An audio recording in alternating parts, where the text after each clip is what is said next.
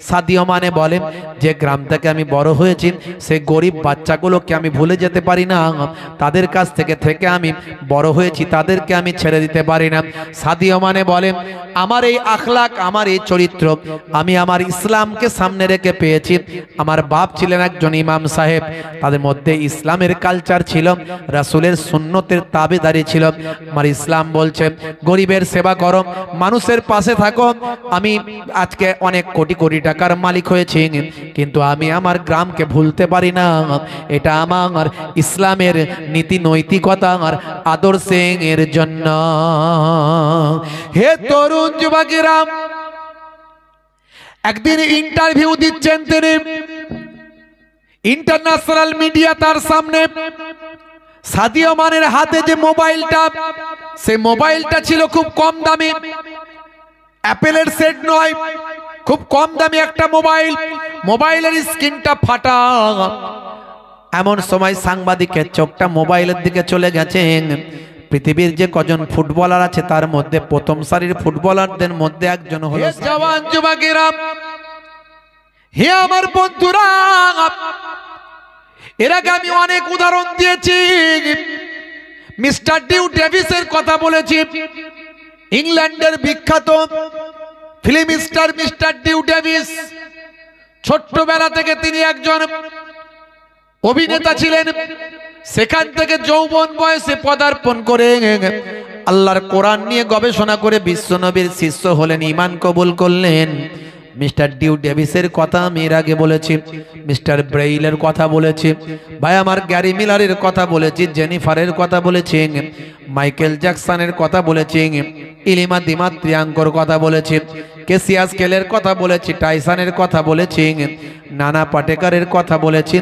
আমি এর আগে বিভিন্ন বড় বড় ব্যক্তিদের কথা বলেছি, জুনায়েদ জামশেদের কথা বলেছি, হাসিম আমলার কথা বলেছি, মঈন আলী খানের কথা বলেছি। আজ একজন বিখ্যাত ফুটবলারের নাম বলি ভাই আমার। সেনেগাল বলে একটা জায়গা আছে, একটা দেশ আছে, ছোট্ট দেশ, আফ্রিকার একটা ছোট্ট দেশ হলো সেনেগাল। এই সেনেগালের একজন পৃথিবী বিখ্যাত একজন ফুটবলার নাম হলো ভাই আমার দোস্ত আমার, হে তরুণ যুবকেরা, সাদিও মানে বলে তার নাম, নামটা হলো সাদিও মানে, সেনেগালের একজন বিখ্যাত ফুটবলার। হে তরুণ যুবকেরা আমার, সেনেগাল একটা পুয়ার কান্ট্রি, একটা গরিব দেশ। এই গরিব দেশের একজন ব্যক্তি ছোট্টবেলা থেকে মানুষ হচ্ছে, তার পিতা হলো একজন ইমাম সাহেব, সাদিও মানের বাপ হলো একজন ইমাম সাহেব। হে তরুণ যুবকেরা, সেনেগালের মানুষ অনাহারে ওয়ার্দাহারে দিন কাটায়, বড় ক্ষুধার্ত একটা দেশ। ভাই আমার মানুষ ঠিক মতো পোশাক আশাক পরতে পারে না, বড় কষ্টের সঙ্গে দিন চালায়। আমার আল্লাহ কোন দেশকে ধনী বানিয়েছেন, কোন দেশকে গরিব বানিয়েছেন। আমার আল্লাহ সব জায়গার মানুষকে পরীক্ষা নেন। আমার আল্লাহ যাকে যে দুর্বলতা দিয়েছেন তার জন্য তার প্লাস পয়েন্ট দিয়েছেন, তার জন্য তার ভাই আমার অন্য দিক থেকে মাফি দিয়েছেন, অন্য দিক থেকে তার সঙ্গে স্যাক্রিফাই করেছেন। হে তরুণ যুবকেরা, সেনেগাল একটা দুর্বল দেশ, গরিব দেশ, তাদের মনে অনেক দুঃখ কষ্ট, তারপরেও তারা কিন্তু আল্লাহর নাফরমানি করে না। হে জওয়ান যুবকেরা, সাদিও মানে ছোটবেলায় বাচ্চা বয়স থেকে এইভাবেই বড় হচ্ছেন বাবা। ছোট্টবেলায় সাদিও মানে দেখলেন ফুটবলে আমার দেশ ভালো খেলেছে, এর জন্য সারা দেশের মানুষ আনন্দিত হয়েছে। এই সারা দেশের মানুষ খুশি হয়েছে দেখে একটা গরিব দেশ, দুর্বল দেশের মানুষ, সারা দেশের মানুষ খুশি হয়েছে দেখে সাদিও মানে চিন্তা করলেন একমাত্র ফুটবলের মধ্যে দিয়ে দেশের মানুষকে খুশি করা যায়। তাই সে ছোটবেলা থেকে ফুটবলের প্রতি আগ্রহী হলো। আমি বলছি না ফুটবল খেলা হালাল, কারণ যে জিনিসটা ভাই আমার ইসলাম নিষেধ করেছে তার খেলাও নিষেধ, কিন্তু আমি এখানে একটা অন্য উদাহরণ নিয়ে এসেছি ভাই আমার দোস্ত আমার। হে তরুণ যুবকেরা আমার, হে আমার মুরব্বিয়ানিরা, সাদিও মানে তার দেশের মানুষকে খুশি করার জন্য, যেহেতু ফুটবল একটা ইন্টারন্যাশনাল খেলা, সেই খেলার মাধ্যমে দেশের মানুষকে খুশি করবে বলে সাদিও মানে ছোট্ট বয়স থেকে ফুটবল খেলার প্রতি আগ্রহী হয়ে যায়। সে ঘুম ছাড়া বাকি সময়টাই যেন তার সঙ্গে ফুটবল থাকে। ছোট্ট থেকে ইমাম সাহেবের সন্তান, ইমাম সাহেব লালন পালন করে আলেম বানাতে চান, পড়াশোনায় উচ্চ শিক্ষায় শিক্ষিত বানাতে চান, কিন্তু দুর্ভাগ্য অল্প দিন পরে সাদিও মানে ছোট বয়সে তার পিতাকে হারালেন, বাফারা সন্তান হয়ে গেলেন। তখন তিনি ফুটবলকে ভালোবেসে ফেললেন, রাত দিন খালি পায়ে ফুটবল নিয়ে প্র্যাকটিস করেন, কিন্তু তার স্বপ্নটা পূরণ করবে কে, তার পাশে দাঁড়াবে কে? তার এক চাচা ছিল, বড় ভালোবাসত, সেই চাচা তার আগ্রহ দেখে তাকে ফুটবলের দিকে আগ্রহী করলেন। এক সময় এই সাদিও মানে বড় হলেন এবং জাতীয় দলে চান্স পেলেন। জাতীয় দলে চান্স পেয়ে সারা পৃথিবীর বুকে ভাই আমার কতগুলো প্রথম সারির খেলোয়াড় আছে, তাদের মধ্যে এক নম্বরে তাদের পাশে স্থান লাভ করলেন এই সাদিও মানে। হে তরুণ যুবকেরা, ভাই আমার দোস্ত আমার, একটা গরিব পরিবার থেকে বড় হয়েছেন, একেবারে নিম্ন শ্রেণী থেকে উঠে এসেছেন। ভাই আমার সেনেগালের রাজধানী থেকে কিছু কম বেশি 400 কিলোমিটার দূরের একটা ছোট্ট গরিব গ্রামে থেকে বড় হয়েছেন। সাদিও মানে সপ্তাহে প্রায় 1 কোটি টাকারও বেশি ইনকাম করেন। হে তরুণ যুবকেরা, সেই সাদিও মানে তার দেশটাকে, তার গ্রামটাকে শহর বানিয়ে ফেলেছেন। সারা পৃথিবীর মানুষ তাকে নিয়ে চর্চা করেন। সাদিও মানের মতো মানুষ হয় না। সাদিও মানে তিনি বলেন, আমার গরিব এলাকা, আমার দেশ গরিব, আমার শহর গরিব, আমার গ্রাম গরিব, আমার গরিব মানুষগুলোর পাশে দাঁড়ানোর জন্য আমি আমার গ্রামটাকে শহর বানিয়ে ফেলেছি। আমার শহরে, আমার গ্রামে আমি বিশ্ববিদ্যালয় তৈরি করেছি, আমার সব গ্রামে আমি ভাই আমার হসপিটাল তৈরি করেছি, আমার গ্রামে আমি ডাকঘর তৈরি করে দিয়েছি, পোস্ট অফিস তৈরি করেছি, আরো বিভিন্ন রকম জিনিস তৈরি করেছি। অনেক ভালো ভালো কাজ আমার গ্রামে করে গ্রামটাকে আমি শহরে রূপ দিয়েছি। সাদিও মানে বলে যে গ্রাম থেকে আমি বড় হয়েছি, সেই গরিব বাচ্চাগুলোকে আমি ভুলে যেতে পারি না, তাদের কাছ থেকে আমি বড় হয়েছি, তাদেরকে আমি ছেড়ে দিতে পারি না। সাদিও মানে বলে আমার এই আখলাক, আমার এই চরিত্র আমি আমার ইসলামকে সামনে রেখে পেয়েছি। আমার বাপ ছিলেন একজন ইমাম সাহেব, তাদের মধ্যে ইসলামের কালচার ছিল, রাসূলের সুন্নতের তাবেদারি ছিল। আমার ইসলাম বলছে গরিবের সেবা করো, মানুষের পাশে থাকো। আমি আজকে অনেক কোটি কোটি টাকার মালিক হয়েছি, কিন্তু আমি আমার গ্রামকে ভুলতে পারি না। এটা আমার ইসলামের নীতি নৈতিকতা আর আদর্শের জন্য। হে তরুণ যুবকেরা, একদিন ইন্টারভিউ দিচ্ছেন তিনি, ইন্টারন্যাশনাল মিডিয়া তার সামনে। সাদিও মানের হাতে যে মোবাইলটা, সেই মোবাইলটা ছিল খুব কম দামি, অ্যাপেলের সেট নয়, খুব কম দামি একটা মোবাইল। মোবাইলের স্ক্রিনটা ফাটা। এমন সময় সাংবাদিকের চোখটা মোবাইলের দিকে চলে গেছেন। পৃথিবীর যে কজন ফুটবলার আছে তার মধ্যে প্রথম সারির ফুটবলারদের মধ্যে একজন হলো সাদিও মানে। হে সাদিও মানে স্যার, হে বিখ্যাত ব্যক্তিত্ব, আপনার হাতে এত কম দামি মোবাইল কেন? আপনার হাতের মোবাইলটা অনেক ভালো দামি হওয়া দরকার ছিল, কেন আপনি এরকম কম দামি মোবাইল নিয়ে ঘুরে বেড়ান? হে তরুণ যুবকেরা, সাদিও মানে বলে আমার এই মোবাইলটা কম দামি হতে পারে, কিন্তু মোবাইলটা খারাপ নয়, মোবাইলটাই কাজ হয়। স্ক্রিনটা ফেটে গেছে বটে, পড়ে গিয়ে সেটা পাল্টে নিলেই ঠিক হয়ে যাবে। তার জন্য আমাকে অ্যাপেলের সেট নিয়ে ঘুরে বেড়াতে হবে, লক্ষ লক্ষ টাকার মোবাইল নিয়ে ঘুরে বেড়াতে হবে, এটা দরকার নাই। আমার নরমাল একটা গাড়ি হলেই হবে।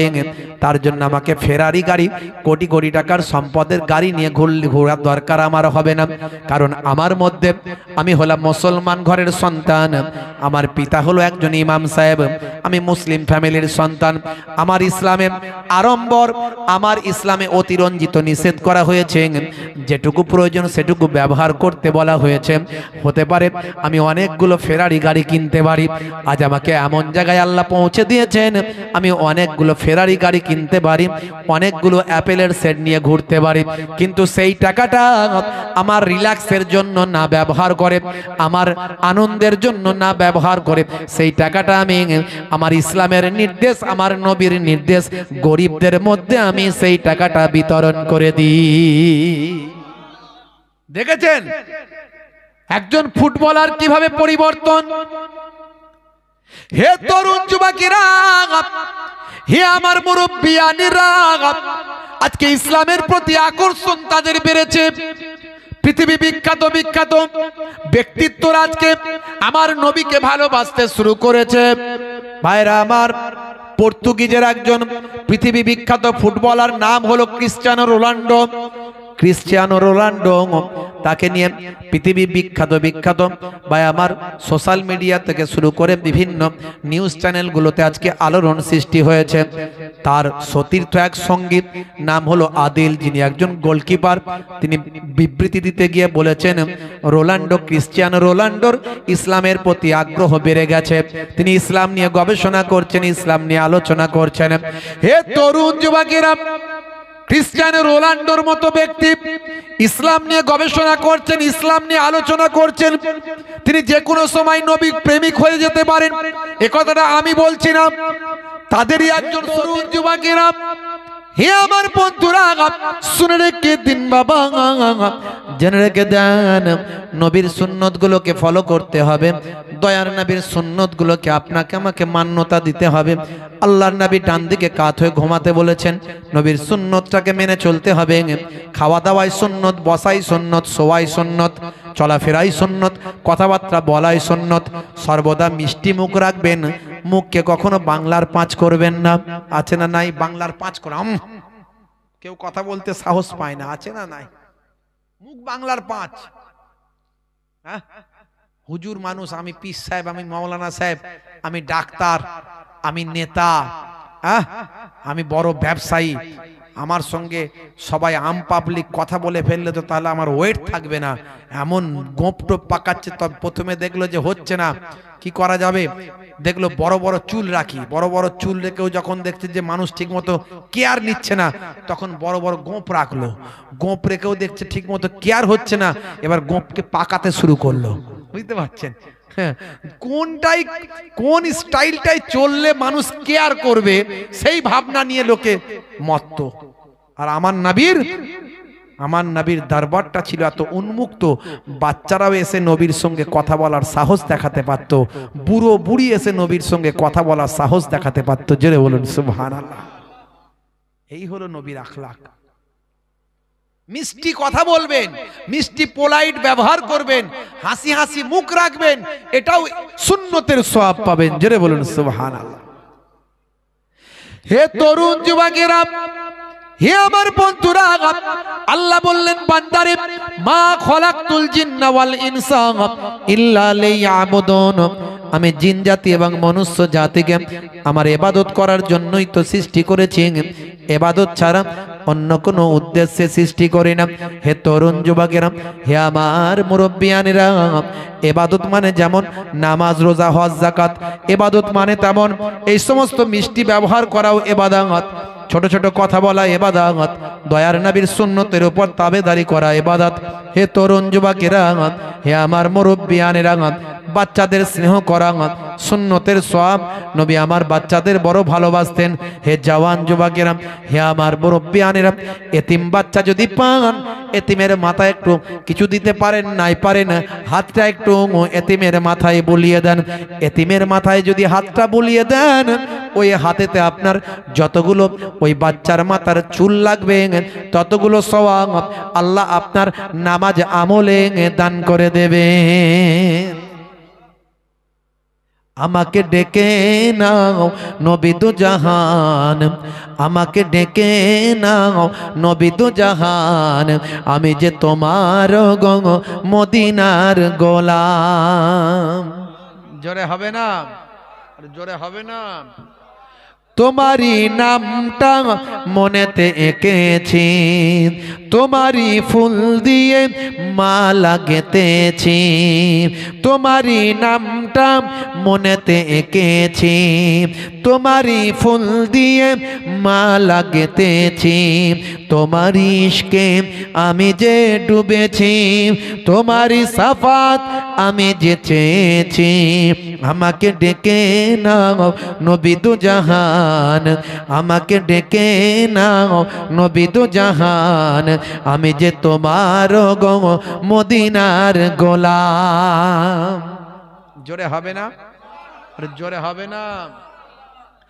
তুমি যে এ ধরাই নিয়ে এলে শান্তি, লাখো কোটি হৃদয়ে পেল যে প্রশান্তি। তোমারই নামেতে কলম ধরেছি, তোমারই নাত আমি কণ্ঠে গেয়েছি। আমাকে ডেকে নাও নবী দো জাহান, আমাকে ডেকে নাও নবী দো জাহান। আমি যে তোমার গো মদিনার গোলাম। সেই নবীর সুন্নত গুলোকে আপনাকে মানতে হবে। ইবাদত গুলোর মধ্যে সবচেয়ে বড় ইবাদত হলো নামাজ। একদিকে যেমন সুন্নত ছাড়বেন না, তেমন বড় ইবাদত গুলো আপনি ছাড়বেন না, নামাজ ছাড়বেন না। হে তরুণ যুবকেরা, হে আমার মুরব্বিয়ানেরা, কারণ কবরে দেওয়ার পরে যে আমলগুলো নিয়ে যখন প্রশ্ন করা হবে, সবচেয়ে আগে যে ইবাদত নিয়ে প্রশ্ন করা হবে সেটা হলো বান্দা নামাজ পড়েছো কিনা। হে তরুণ যুবকেরা, কবরে দিয়ে আসার পরে আপনার ভিতরে যখন রূহটা দেওয়া হবে, ফারিস্তা প্রশ্ন করার আগে আপনি যখন রূহটা পেয়ে যাবেন, সঙ্গে সঙ্গে আপনার ঘুমটা ছেড়ে যাবেন। যেন মনে হলো আসরের সময় হয়ে গিয়েছে, আসরের ওয়াক্ত যেন চলে যাবে, আসরের ওয়াক্ত মনে হয় চলে যাবে। আপনি ব্যস্ত হয়ে পড়বেন নামাজ পড়ার জন্য, আমাকে নামাজটা পড়তে হবে, আসরের নামাজটা আমার কাজা হয়ে যাবে। এমন সময় কবরে দুইজন ফারিস্তা আপনি দেখতে পাবেন, কেরামান বা আমার মুনকার নাকির ফারিস্তা। এই দুইজন ফারিস্তা আসবে, এসে বলবে বান্দারে আর নামাজ পড়া লাগবে না, তুমি নামাজি ছিলে, দুনিয়ার জমিনে নামাজ পড়েছ, নামাজের জামানা তোমার শেষ, ইবাদত আর করা লাগবে না, তোমার আর এখানে নেকিও নাই, এখানে আর তোমার গোনাও নাই, তুমি যা করেছ তার ফল তোমাকে দেওয়া হবে। এখন তোমাকে বুঝতে পেরেছি তুমি নামাজি মানুষ, দুটো তোমাকে প্রশ্ন করা হবে। এই দুটো প্রশ্ন যদি তুমি উত্তর দাও, তুমি আরামের বিছানায় ঘুমিয়ে থাকবে, জান্নাতের দিকে দরজা খুলে দেওয়া হবে, জান্নাতের খুশবু হাওয়া তোমার এই দেহটা পেতে থাকবে, আর তোমার রূহটাকে আমরা ইল্লিনে নিয়ে যাব। ইল্লিনটা হলো 7 তবক আসমানের উপরে, ভাই আমার এই সিদরাতুল মুনতাহার পাশে ইল্লিনের মকাম, সে ইল্লিনের মকামে গিয়ে ওই রূহটা জান্নাতি রূহদের সঙ্গে বন্ধুত্বপূর্ণ আচরণ করবে, তাদের সঙ্গে খোঁজ গল্পের মধ্যে দিয়ে জান্নাতি সুখ তারা ভোগ করবে। বুঝতে পারছেন? আপনাকে আমাকে প্রস্তুত থাকতে হবে। হে তরুণ যুবকেরা, সেই নামাজ ছাড়বেন না, নামাজের সময় হলে নামাজটা ছেড়ে দেবেন না। আমার আল্লাহ কোরআন মাজিদে 82 বার বলেছেন নামাজের কথা। ওয়াকিমুস সালাত ওয়াতুজ যাকাত ওয়ারকাউ মা'আর রাকিন, সালাতটা আদায় করো, যাকাতটা প্রদান করো, আর রুকুকারীদের সঙ্গে রুকুটা তোমরা করো, অর্থাৎ জামাতে গিয়ে মসজিদে নামাজটা আদা করো। হে তরুণ যুবকেরা, 82 বার আল্লাহ নামাজের ব্যাপারে বললেন। नमाज से अल्लाह का कोई लेना देना नहीं है। अगर हम नमाज छोड़ देंगे तो अल्लाह का कोई नुकसान होगा क्या भैया? बोलिए, अल्लाह का कोई नुकसान होगा? नहीं होगा। नमाज से अल्लाह का कोई लेना देना नहीं है, तो फिर इतना बार 82 टाइम्स इतना बार अल्लाह ने नमाज के लिए ताकीद क्यों किया? नमाज से तो अल्लाह का कोई लेना देना नहीं है, तो फिर इतना ताकीद क्यों किया? इसीलिए कि अल्लाह ने देखना चाहता है कौन वफादार है और कौन गद्दार है। अल्लाह ने 82 टाइम्स ताकीद किया, 82 मर्तबा ताकीद किया, इसीलिए ताकीद किया बंदा नमाज कायम करो, नमाज पढ़ो, नमाज पढ़ो, नमाज पढ़ो।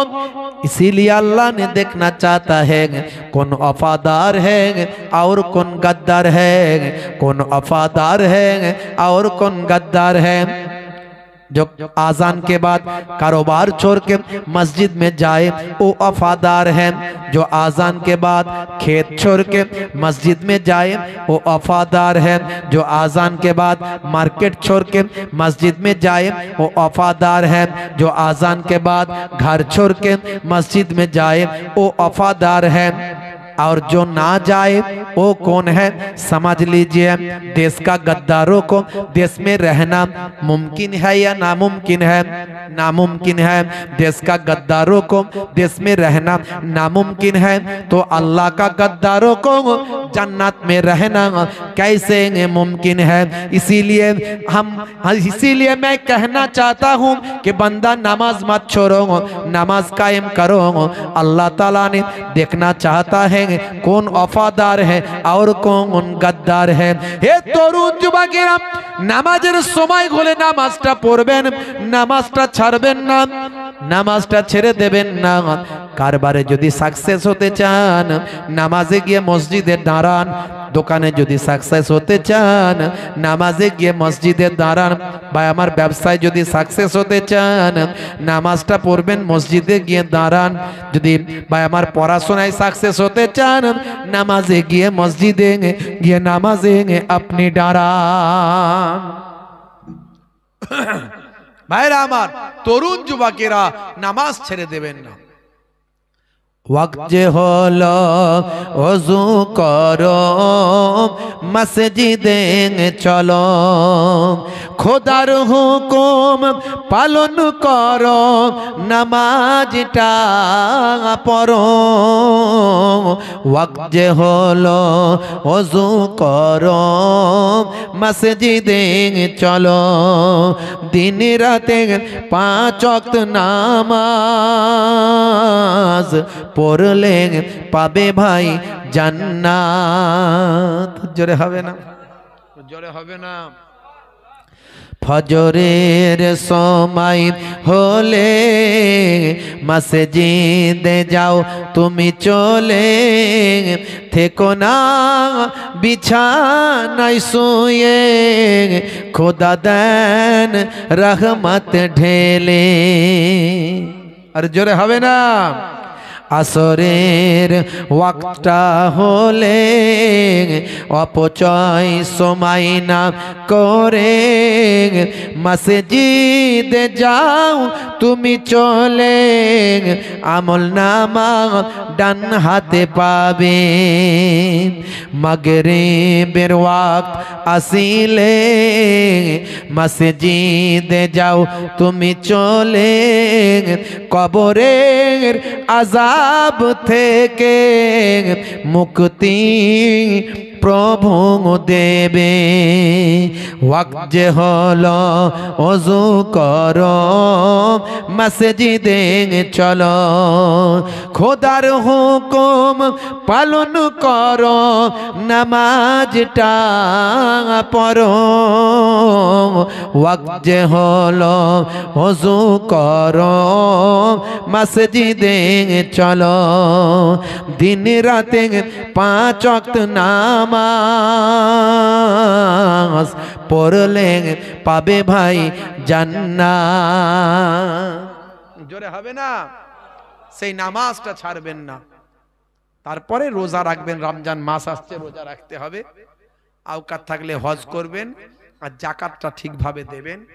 যাকাত নিয়ে অনেক আলোচনা আমার আছে, আজকে আর করছি না।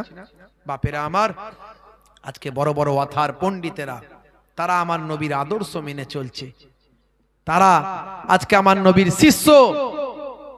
আর আমরা মুসলমান যেন নবীর খাতা থেকে নামটা না কেটে যায়, তাহলে দুনিয়াতেও শেষ আখেরাতেও শেষ। দুনিয়াতেও আপনার ইজ্জত বাড়বে না, আখেরাতেও বাড়বে না।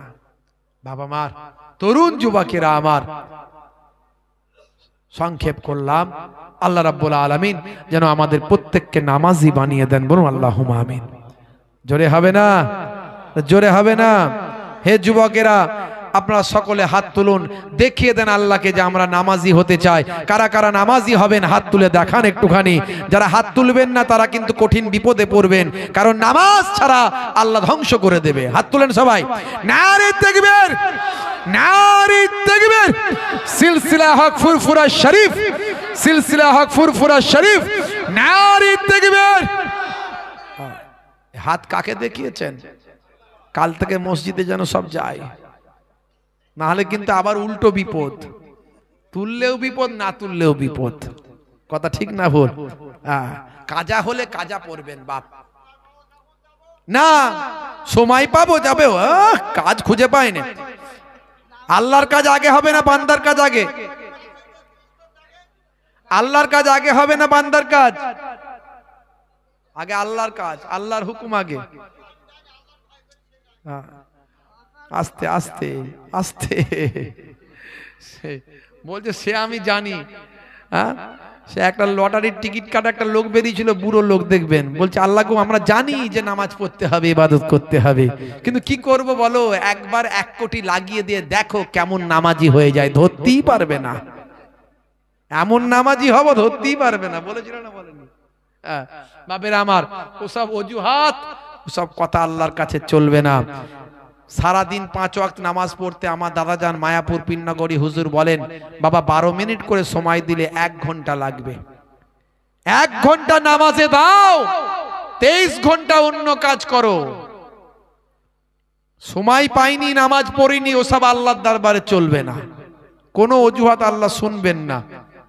15টা মিনিট নাক আর মুখটা চেপে ধরলে পটলডাঙ্গায় চলে যাবে, পৃথিবীর কোনো দাদা বাঁচাতে পারবে না। 15টা মিনিট যদি আল্লাহ শ্বাস প্রশ্বাসটা বন্ধ করে দেয়,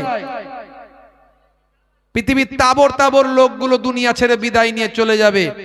যত বড়ই ভাই আমার ন্যাশনাল খেলোয়াড় হোক না কেন, 15টা মিনিট নাক আর মুখ চেপে ধরলে বাঁচবে না। তাহলে হাওয়া বাতাস, এই অক্সিজেন দিচ্ছেন আল্লাহ, কার্বন ডাই অক্সাইড বাদ দিয়ে, নাইট্রোজেন বাদ দিয়ে সব কিছুকে ছাঁকাই করে শুধু অক্সিজেনটা ঢুকিয়ে দিচ্ছেন।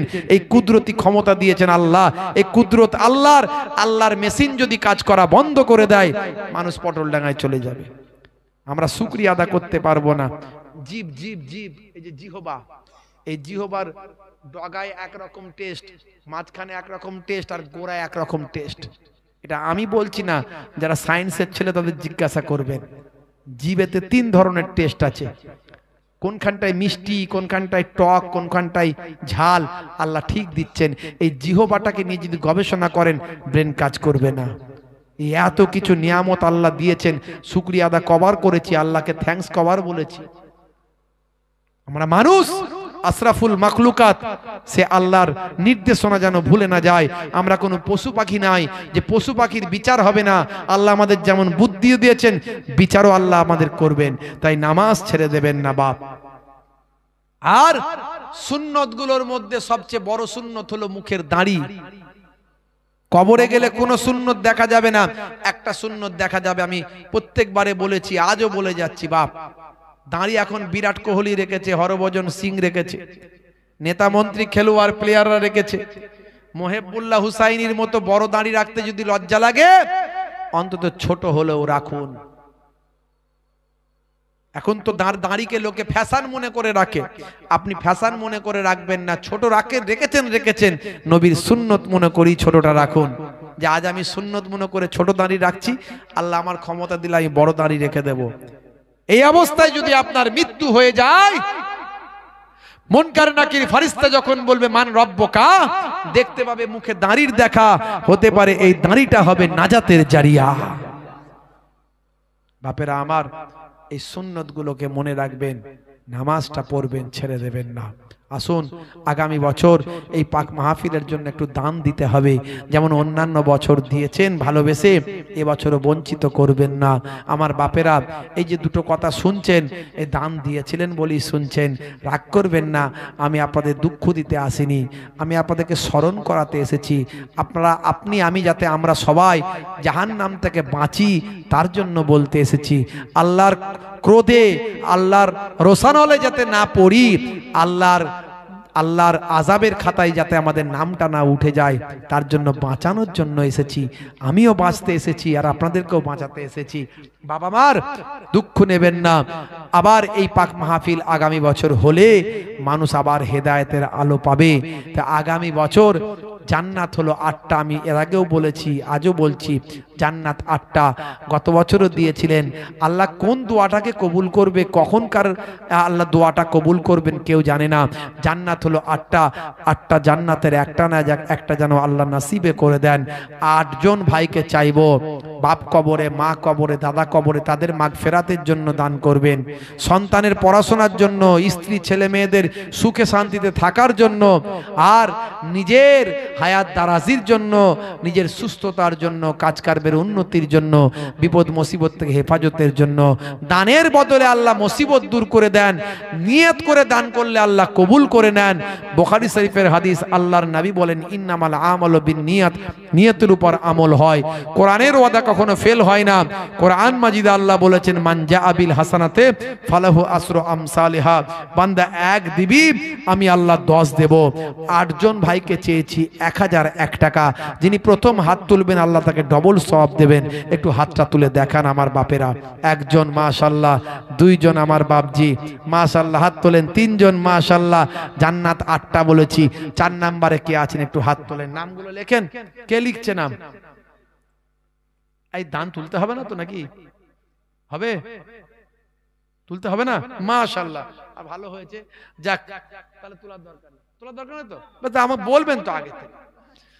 যাক, তোলার দরকার নেই। আপনারা যারা দেবেন নিয়ত করেছেন আলাদা করে দিয়ে দেবেন। মাশাআল্লাহ। প্রত্যেকে 3 বার সূরা ফাতিহা, আলহামদুলিল্লাহ শরীফ, 3 বার সূরা ইখলাস, কুল হুয়াল্লাহ শরীফ, 3 বার দরুদ শরীফ পাক তেলাওয়াত করেন, মোনাজাত হবে। মাশাআল্লাহ। কি নাত বলবার বললাম তো, আপনারা তেলাওয়াত করতে থাকেন। এই ভাইয়েরা বলছে একটা বলতে, কি বলি দেখি। হ্যাঁ হ্যাঁ, আপনারা তেলাওয়াত করতে থাকুন, মোনাজাত হবে।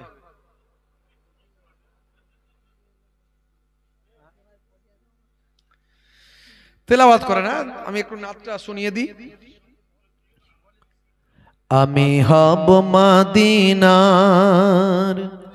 সারা বেলা ঝাড়ুদার, রওজার কিনারে কেটে যাবে দিন আমার। বলুন না সুবহানাল্লাহ। আমি হব মদিনার সারা বেলা ঝাড়ুদার, রওজার কিনারে কেটে যাবে দিন আমার। আমারি স্বপ্ন যদি হয় গো পূরণ, ধন্য হবে মোর জীবন মরণ। আমারি স্বপ্ন যদি হয় গো পূরণ, ধন্য হবে মোর জীবন মরণ। আমি হব মদিনার সারা বেলা ঝাড়ুদার, রওজার কিনারে কেটে যাবে দিন আমার। বলুন না সুবহানাল্লাহ। জোরে হবে না? আমি হব রাসূলের রওজার চৌকিদার, হতে পারি যেন গো সাফাতের দাবিদার। জোরে হবে না? জোরে হবে না? আমি হব রাসূলের রওজার চৌকিদার, হতে পারি যেন গো সাফাতের দাবিদার। আমারি স্বপ্ন যদি হয় গো পূরণ, ধন্য হবে মোর জীবন মরণ আমারি স্বপ্ন যদি হয় গো পূরণ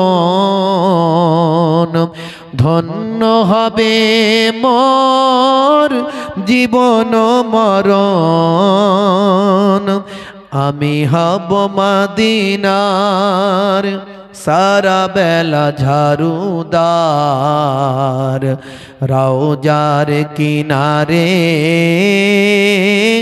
কেটে যাবে দিন আমার আমি হব মদিনার সারা বেলা ঝাড়ুদার রওজার কিনারে কেটে যাবে দিন আমার আমারি স্বপ্ন যদি হয় গো পূরণ ধন্য হবে মোর জীবন মরণ আমারি স্বপ্ন যদি হয় গো পূরণ ধন্য হবে মোর জীবন মরণ আমি হব মদিনার সারা বেলা ঝাড়ুদার রওজার কিনারে কেটে যাবে দিন আমার জোরে হবে না জোরে হবে না দরুদ শরীফ পড়তে তখন আল্লাহুম্মা সাল্লি আলা সাইয়্যিদিনা মাওলানা মুহাম্মদ ওয়া আলা আলি সাইয়্যিদিনা যে যা পড়লেন আমাকে